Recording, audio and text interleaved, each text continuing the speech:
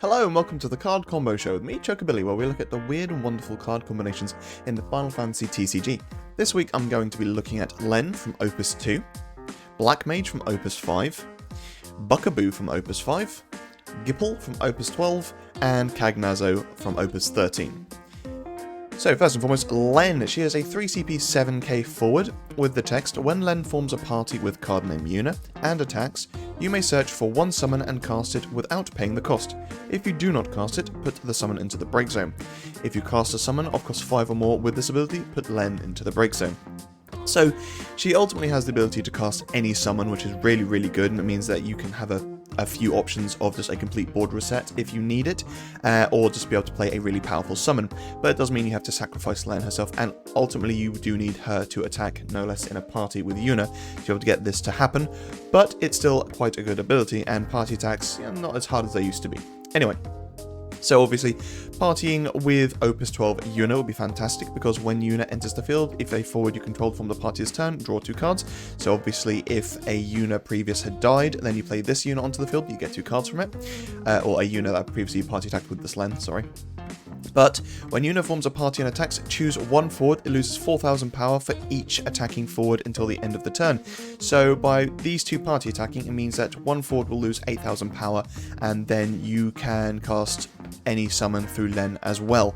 There's a few good summons that can combo well into this. For example, 6 cost Famfrit, which would mean that Yuna's ability would resolve, one forward loses 8,000 power, then the 6 cost Famfrit would sacrifice both this Yuna and Lenne, and then your opponent would lose 2 forwards or monsters off of that as well.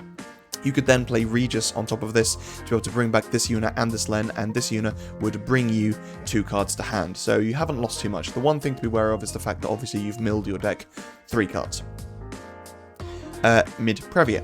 So when a party you control attacks, choose one active forward your opponent controls, deal it 8,000 damage. So if Lenne were party attacking with Yuna, you get to cast a summon, and this Mid-Previa will mean that they also deal 8k to something. If you combine that with this Yuna, it means that a forward has been minus 8,000 power, it has been another active forward has been dealt 8k damage, and then you're also casting a summon off of Lenne. So lots of combo plays. Gippal. When forwards forming a party you control gain Brave, and when a party you control attacks, all the forwards in that party gain 5,000 power until the end of the turn. So both Lenne and Yuna would gain Brave and 5,000 power, which means that even after the summon has affected and resolved, if your opponent still has some forwards to block with, chances are that Lenne or Yuna aren't going to die into it.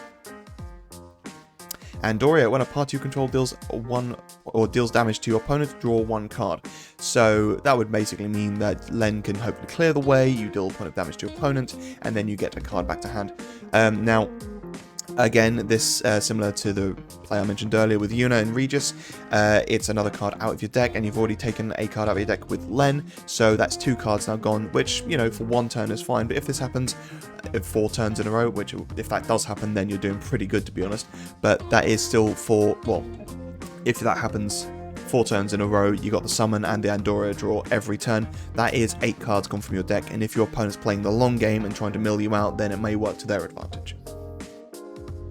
Iodolus. So dull, put Iodolus into the break zone. Choose one summon of cost 4 or less in your break zone. Cast it without paying the cost. Remove that summon from the game after use instead of putting it into the break zone.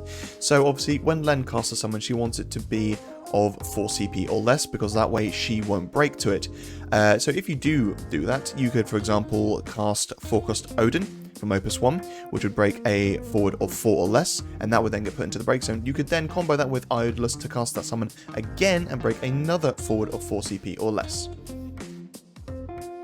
Snow. When a forward you control attacks, choose one forward your opponent controls, dull it. So obviously you would have Lenne and Yuna party attacking, you would get to dull 2 things out of the way, and you also get to cast a summon as well. If you combo that with the horrible little card Hope, it means that not only do those forwards become dull, but they also become frozen. Now again, bear in mind that the forwards had to have been active in the first place. If you are simply using Snow's ability to choose an already dull forward, it will not become frozen through Hope. Now, you can stack these in such a way that you would be able to cast something like Zalera. So when you party attack with Lenne and Yuna with Snow on the field, you can choose to stack it so that Lenne stacks first, then Snow stacks. So then when resolution happens, Snow will then resolve, dull the forwards out of the way, then Lenne's resolution will happen, which allows you to get to summon and cast it, at which point you can use Zalera to hopefully break a couple of your opponent's forwards that you just dulled using Snow. And similarly with Phoenix as well. Now Phoenix with Dusk is a bit of a fun little play. So obviously casting Phoenix would put Lenne into the break zone. Now bear in mind that Phoenix cannot get Lenne back because of the fact that when Lenne casts Phoenix, Phoenix goes onto the stack, but Lenne has not yet been put into the break zone. At which point, Phoenix cannot choose Lenne in the break zone. If there already is a Lenne in the break zone, it cannot happen either because Lenne is still on the field, so it would be an illegal target, so unfortunately you just can't do it. But what you could target is Dusk, which would be quite hilarious. So you are casting Phoenix, you're getting Dusk, and then Dusk would come into the field, you deal 8k to something, and then you can pay the 1 water to use Dusk to play, say, another Lenne onto the field, or if your Una has died as well, you may be able to play another Una, at which point, if we're talking Opus 12 Una, you get 2 cards to hand. There's loads of different cards you could play it with, but being able to use Phoenix to bring in Dust to bring something else is a nice little party or combo trick for, you know, in the middle of your attack phase and your opponent might just expect a standard summon. And the great thing about Lenne as well is the fact that she can cast a summon completely out of color. So you may be in mono water, but having a Phoenix there would do wonders. Sildra, search for 2 water characters, 2 category 5 characters, or 1 of each with a different cost, and add them to your hand. So I did mention obviously you don't want to mill yourself out, but sometimes you just need to find that card, and being able to find any water card is really, really useful. Being able to find 2 of them is even better. And, you know, maybe this will play into an S ability, or just a further combo. Maybe you're going, I don't know, going for complete self-mill, and you're going in Vikings and Layla as well, so maybe you want to find yourself a Layla and a Viking, and, you know, just play those. But there's lots of awesome cards that Sildra can get you, but it's just if you don't want to necessarily go for the offense and you just want to add to the consistency of your deck, then this is a pretty good summon to go for. Veil 4, this is something that hasn't seen much play recently given the fact that Pandemonium's a thing, but yeah, deal 3000 damage to all the forward your opponent controls. If you control card name unit, activate all the backups you control. Now, as I mentioned earlier, you can use Pandemonium as well, and depending on what you're up against or the type of deck you want to run, then it may be worth it. But if you use something like Barrelite, when 1 or more dull backups you control is activated due to your summons or abilities, deal 3000 damage to all the forwards your opponent controls. Now, Val 4, obviously, its reactivation won't activate if they kill Una in response to you choosing Val 4, so that's something to be wary of. So you may want to choose Pandemonium over that, but Val 4 ultimately does reactivate more backups, and it deals, as standard, more damage. But you could combo this with No-No, so that you are attacking, and not only are you reactivating through the Pandemonium or Val forecast, but you also, from the party attack, you're getting 2 No-No procs. Now, just like with Hope, unfortunately, the forwards that you are reactivating have to be dull when you reactivate them to get Barrelized proc of 3000 damage to your opponent's board. So if you were to combo it with something like Choco Latte, for example, so you could attack with Lenne and Una, which would give you 2 No-No procs and a Lenne proc. Now let's say you went let's say you stacked it as No-No, No-No, Lenne. You would have the Lenne reactivation, which would cast Pandemonium. On the stack of that, you would use Choco Latte, dull, Choco Latte gains a counter. Pandemonium hits and then reactivates your Choco Latte. That would then be a 3k ping through Barrelite. You would then have the No-No ping, at which point you use Choco Latte again. It's now got 2 counters on it. It reactivates through No-No. That's another 3k ping to your opponent's board. You then dull Choco Latte again, this time drawing you a card, and then the second No-No reactivation will then reactivate Choco Latte, which means that you have then got your 3rd Barrelite ping. So from using Lenne and Una to attack as a party with No-No, Choco Latte, Barrelite, and casting the Pandemonium of Val 4, it means that you are getting 3 Barrelite pings of 3000 damage and either Pandemonium's damage or Val 4's damage. You need to have the right setup for this, because obviously having Lenne, Barrelite, and Una on the field would be kind of tough. Your opponent's going to see it and be like, nah, that ain't happening. But still, if you can get it to happen, your opponent doesn't have an answer, then that's fantastic, because you just dealt at least 11k to the board. Okie dokie, Opus 5, Black Mage, dull and a fire, put Black Mage into the break zone. All the forwards opponent controls cannot block forwards with a power inferior to their own this turn. He's a 3 CP 7k forward, so he never saw much play, but he's got a decent ability, and if you're running the right sort of deck, then he might be worth it. So, Golbez. Obviously, Black Mage isn't fantastic with the Golbez himself, but when Golbez is put from the field into the break zone, you may search for up to 4 forwards of cost 2, each of a different element, and play them onto the field. Their auto abilities will not trigger. Auto abilities doesn't matter, because if they're all haste, then that's fantastic. And, you know, 2 CP forwards, there are some big 2 CP forwards out there, but if you go for the smaller ones, you could bring them onto the field. Now, at the moment, as standard, you can only pick, I think it's 3 2 CP forwards that have just haste as standard. No other like forwards that require your opponent to have like no cards in hand, like Squall, or there's the Wind Sky Pirate, I forget her name now, but she requires you to have, I think, another Sky Pirate on the field, something like that. But yeah, so you can at least get 3 little haste characters down, or forwards down, that can attack, and you can use Black Mage to make it so that your opponent, well, hopefully can't block them. Zidane, so this is a good example of one. So you could, he's 2 CP forward, and the one drawback to this is the fact that all the forwards are super easy to kill. So if your opponent has something that is able to do board damage, and not even much board damage, I mean just like a Pandemonium, for example, would probably clear most of these forwards, but still, your opponent may not have that, and they may not have the answer immediately. And if all you need is a couple of points of damage through, then it's a good push. But yeah, Zidane. When Zidane deals damage, your opponent choose one forward opponent controls, deal 8k damage. So not only is this a good combo because haste can deal your opponent damage, and chances are they won't have many forwards to be able to block Zidane, but also hopefully Zidane will be killing something as well. Paul. Paul's already got the stipulation that he can be blocked by a forward of course 3 or more anyway, but being able to make it so that even a 2 CP forward, and again, you do see a lot of forwards these days which are quite low in cost but quite high in power, so Shadow Lord is a good example. But when Paul deals damage to your opponent puts the top 5 cards of their deck into the break zone. So you get to mill your opponent, and they have to have a forward of 4,000 power to actually be able to block Paul.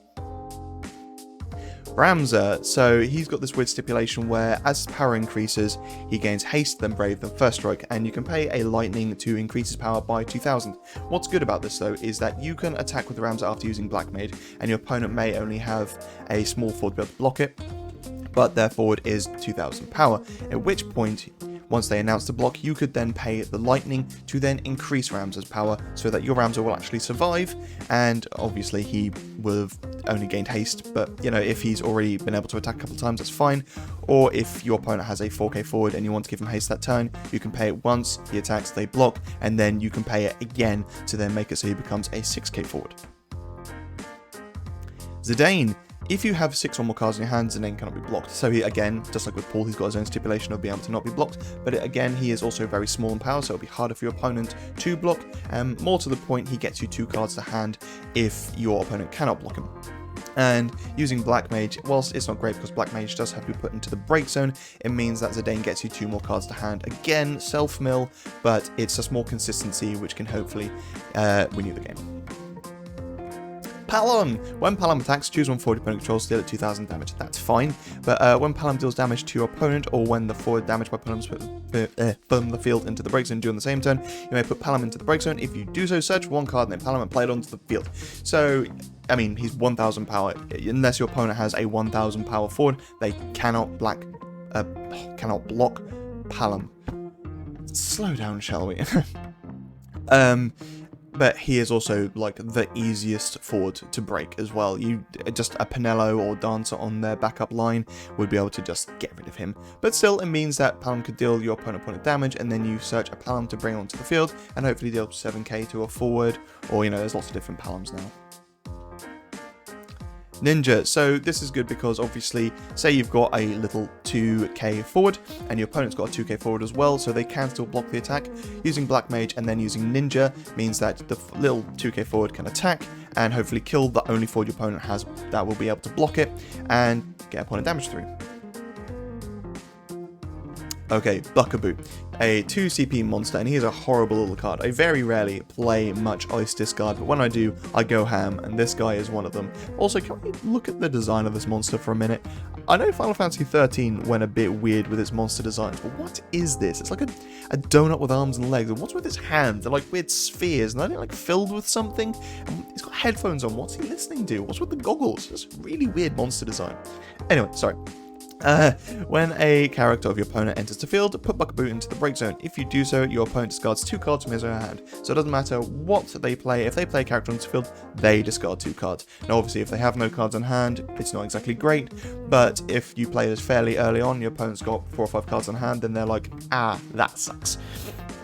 So, Ultimecia. You can force their hand.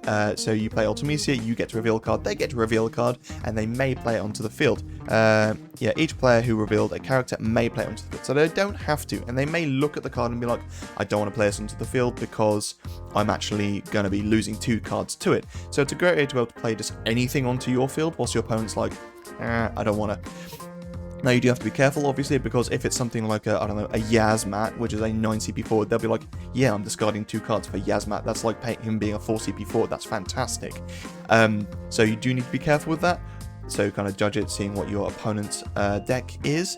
But either way, it's still a funny play, and it means that your opponent will have to discard 2 cards at that point, and they don't have the chance to actually think about what they can do on top of it. There was something else I wanted to mention about this card as well. Oh yeah, it's also good because it reveals the card, and obviously you'll probably play the card that you revealed onto your field, unless it's something that can't be played. But it also means that you get to see what your opponent's next card would be if they decide not to play it onto the field. Chaos Walk of the Wheel. Choose one forward your opponent controls and break it. If that forward is put from the field into the break zone, your opponent may play 1 forward from their hand onto the field. Again, they may be able to play anything onto the field. So if it's something like Yasmat or Fail Thanos, then they're going to be like, it's fine, I don't mind discarding 2 for this. But ultimately, they're going to be like, I don't have to play something, and the chances are I won't play it, so I'm not going to play it, at which point Buccaboo is there stopping your opponent from playing something. Buccaboo's kind of similar to, in the same set, Opus 5 Black Knight, where if it's a forward or forwardless, it would break, but this time it's actually affecting your opponent's hand, and the reason this is good with Chaos Walk of the Wheel is because that will actually be 3 cards out of hand if they did decide to play the forward. Which means that they'll go into the next turn with 3 cards less, which even if they were max hand with 5 cards, they will start that turn with only 4 cards. Now you can combo this with Thief as well, so a Wind and Dull, put Thief into the break zone, your opponent reveals their hand. Select one character card from their hand, your opponent discards this card. You can only use this ability during your turn.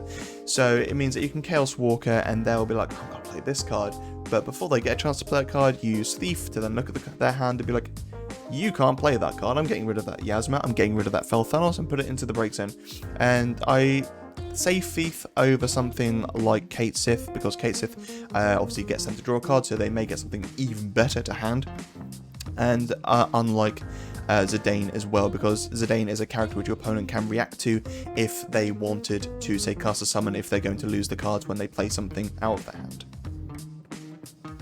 Dorgann, when a backup enters your field, choose one forward your opponent controls, removed from the game for as long as Dorgann's on the field. So obviously they're going to want to get rid of Dorgann so their forward re-enters the field, but when it does re-enter the field, Buccaboo will trigger and they'll have to discard 2 cards. So again, it's something that they have to consider about when Dorgann does leave the field. Do they want to sacrifice those cards?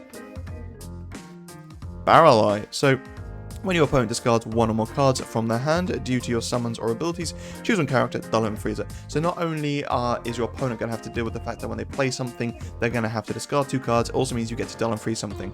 So let's say, hypothetically, you played Ultimecia, or Chaos Walk of the Wheel, because that would fit into with the Wind, and your opponent's like, I can play this forward onto the field, but I'm going to have to discard 2 cards, and that forward will probably get frozen through Barrel Eye as well. So it's just another stipulation that they have to think about when they play something onto the field. Gremlin. When your opponent discards a card from their hand due to your summons or abilities, if Gremlin is not a forward, Gremlin also becomes a forward with 7,000 power and some other text. Ultimately, this just means that your opponent has to play something, they discard 2 cards, but you also gain a forward through it. Okay, Gippal, a 3 CP 7k forward with the text, the forwards forming a party you control gain Brave. When a party you control attacks, all the forwards of that party gain 5,000 power until the end of the turn. So I mentioned him already in this episode, but I think he's good enough to kind of give him a spotlight. And, you know, plus 5,000 power until the end of the turn is really, really good. That's, I mean, if it's in a party attack, which it has to be, that's a 10k power swing, which is really cool. Now, there ain't no party like a Chocobo party, so obviously when Chocobo forms a party and attacks, Chocobo and all the forwards forming a party gain plus 3,000 power until the end of the turn. So that would mean with Gippal and Chocobo, they would gain plus 8k power. That's nuts. And they'd also gain Brave with Gippal as well. Now, if Chocobo is party attacking with another haste Chocobo, it means that they got haste, Brave, and plus 8k. Wow! More Chocobos, please. First strike, the forwards forming a party with Chocobo gain first strike. So if maybe this little guy and this Chocobo all comboed together, that would mean you've got a first strike, brave, plus 8k party. Wow, I don't think anything's going to be getting past that. When Chocobo backup. So when Chocobo enters the field, all the forwards you control can form a party with forwards of any element this turn, and he's got a dull for the same effect as well. So it means that even if you've got Gippal and just something else on the field, you can use Chocobo's dull ability to make it so they can both party attack. They both gain plus 5k and brave. Chilinka. So let's say you've got some forwards that you've got a forward that can naturally attack twice. You use Chilinka to make it so that they can attack twice, or you've just got 3 forwards on the field. You can use it. You can play Chilinka onto the field so that one of these forwards can now attack twice. You party attack with forward A and forward B, and they both gain 5,000 power and brave. And then you attack with forward B and forward C. That forward B gains another 5,000 power, so it's now plus 10k, and forward C also gains plus 5,000 power. So again, that's pretty indomitable.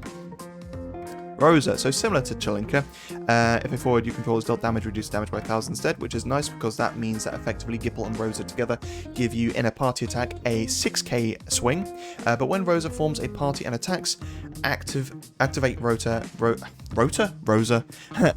can attack once more this turn. So it means that Rosa could party attack with another water forward, they both become brave, and Rosa will then become plus 5k. It then means that Rosa can attack on her own if you don't have another forward to party attack with Rosa, and even if you do, that's pretty nuts. I mean, let's say you've got 3 forwards, Rosa and forward A party attack, Rosa gains plus 5k, Rosa and forward C party attack, Rosa gains plus another 5k again, and then Rosa is now plus 10k and brave and can attack on her own. She's a 17k forward that, you know, damage minus 1,000 as well, and she can just attack on her own, so that's a lot for your opponent to have to deal with. Gilgamesh. So, for each card named Gilgamesh in your break zone, Gilgamesh gains plus 1,000 power. If Gilgamesh has 10,000 power or more, Gilgamesh gains brave and can attack twice in the same turn. So let's say you've got 1 Gilgamesh in the break zone, he's now a 5k forward. Gilgamesh could party attack with anything, he becomes a 10k, at which point he can then attack naturally again. Sophie. I don't think I'm the only one to have thought of this, but for each Earth forward other than Sophie you control, Sophie gains plus 2,000 power. So just with Gippal down, she becomes a 6k forward. And let's just say you attack with Gippal and Sophie. Sophie becomes 11k, Gippal becomes huge as well, and then you go to end your turn, Sophie was an 11k forward, at which point you can deal your opponent a point of damage. So not only do they have to, your opponent has to contend with the fact that they've got a huge party attack coming at them, it's also the fact that Sophie will deal your opponent a point of damage regardless at the end of the turn, and draw you a card. Okay, finally Cagnazzo. He is a 2CP 4k forward, so fairly easy to kill, with the text: when a forward other than Cagnazzo enters the field, place 1 water counter on Cagnazzo. Remove 3 water counters from Cagnazzo. Choose 1 forward. It loses 8,000 power until the end of the turn. Remove 7 water counters from Cagnazzo. All the forwards your opponent controls lose 10,000 power until the end of the turn. So obviously your opponent's going to see this card and be like, he's easy to kill, I'm going to kill him, I'm not going to let you do minus 10k to my board. However, there is a way to force it to happen. Let's go down the rabbit hole, shall we? So, Golbez. Obviously, Golbez is meant to work alongside an Archfiend, that's literally the point. When Golbez is put from the field of the break zone, you may search for up to 4 forwards across 2, each of a different element, and play them onto the field. Their auto abilities will not trigger. That doesn't matter, because Golbez will enter the field. He can't give himself a water counter, but the 3 other forwards that enter when Golbez is put into the break zone will give Cagnazzo 3 counters, at which point you can then use 3 to just remove or minus 8k to a forward of your choosing. But how do we break Golbez? Well, let's say you combo it with Magic Pot. And what other Golbezes are there to use this with? I wonder. So, a friend of mine pointed out that if you're at 6 damage already, the chances are this isn't going well for you, but it's fun. So, you've got Golbez on the field, you use Magic Pot to put Golbez into the break zone. You stack it so that it goes Golbez, Magic Pot. Magic Pot will resolve first. It'll go get you a Golbez from your deck and play it onto the field. Let's go for Opus 13 Golbez. which when Golbez enters the field, you may search for one card of cost 2 and add it to your hand. That's fine. But if you're at 6 damage, and really you need to be at 6 damage for this whole combo to work, when Golbez enters the field, you may search for up to 3 cards of cost 2 and then add them to your hand. Then you may play any number of drop Archfiend from your hand onto the field. So you've searched 4 cards to hand, and now you can play some Archfiends. You play Cagnazzo and the 3 other Archfiends, Rubicante, Barbarisha, and Scarmelium. They come down, those 3 have entered the field alongside Cagnazzo. Cagnazzo gains 3 counters. Now if your opponent doesn't have the means to kill Cagnazzo, now you're fine. At which point, obviously, Golbez has now resolved. Now you've got the 6 CP Golbez to resolve, at which point he will search for 4 forwards of cost 2 and play them onto the field. Obviously, they have to be of a different element, and they won't have entry abilities, but that doesn't matter because you've got 4 forwards entering the field, plus the 4 previous to with the original Golbez. That means you have gained 9 forwards from Magic Potting Golbez into Golbez at damage 6. 9 forwards. Now, Cagnazzo will gain exactly 7 water counters from this interaction, which means that you can then use all 7 water counters to just minus 10k your opponent's board. And wow, you've gained 9 forwards. Now, as I mentioned earlier, when talking about Golbez can search you at least, at the moment, 3 forwards, which will naturally have haste. There are other forwards that do have haste, but they have some other prerequisites. But either way, just 3 forwards that have haste. You've played Golbez onto the field, the 4 Archfiends, and 4 other forwards of, whatever. And if 3 of them have haste, you can at least minus 10k your opponent's board and go swinging with 3 of them. Hopefully that'll be a final push for game. And wow, what a play that would be. I've never built a Golbez deck before, but this makes me want to build one, and it will be stupid. Now, obviously, depending on how late in the game this is, and you'll have taken 6 points of damage, will you actually have that many 2 CP forwards to be able to play through Golbez? I hope so. It would have to be a deck kind of built around almost this interaction and combo, at which point your opponent's probably going to do anything they can to stop it from happening, which, there's lots of ways to be able to cancel it. You can cancel the magic pot, you can cancel the entry abilities through Sid or Randall from Opus 13 as well. There's lots of different ways to be able to stop this from happening, but if it does happen, you gain 9 forwards and a minus 10k board wipe to your opponent's field. Nice. And then, yeah, just Magic Pot as well, obviously. Magic Pot being able to just, let's say you play something onto the field and that brings something else onto the field. Magic Pot can get rid of that forward, play it onto the field again, which can play another forward onto the field. That is 3 forwards ultimately, and Cagnazzo will have gained 3 water counters just from that. Zande, if at damage 5, Zande enters the field, choose one fire forward of cost 2 in the break zone, play it onto the field, and then as standard, just a fire forward of 1 CP and a fire forward of 3 CP. Zande plus 3 other forwards. It means that even if you're not at damage 5, you still get 3 counters on Cagnazzo. If you are at damage 5, you get 4. Cool. What do you think of the combos this week, guys? I love that Golbez play. I think it's absolutely nuts. And I'm probably going to build a deck around it, to be honest, because I live for those sorts of stupid combos. But yeah, make sure to like and subscribe if you haven't already. It's a great way for me to be able to gauge the take-up on the channel, and also it means that I can slowly dedicate more time to this channel as well, and I can put more videos out as well. Anyway, stay safe, and I'll see you guys in the next video.